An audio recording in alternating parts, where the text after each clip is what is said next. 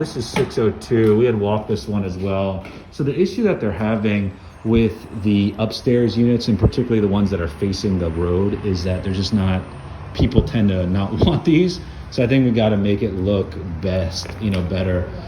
The carpet is old. This one, more so the ones in here. In this, it's a different color, it looks like, but it's old and thin.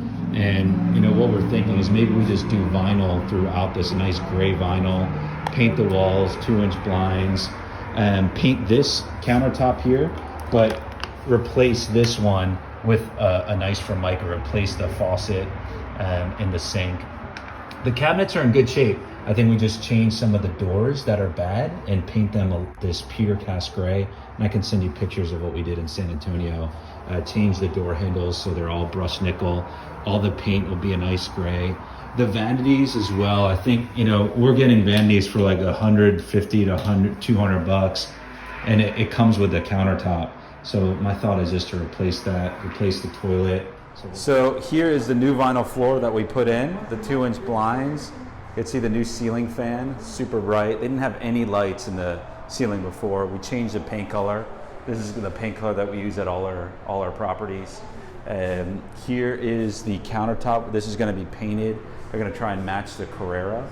And then we put in some washer dryers to make this unit more appealing because it's upstairs and it's by the highway.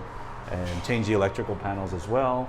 And then here we're waiting on some new shaker doors to make this look really neat. We put a new Formica top in.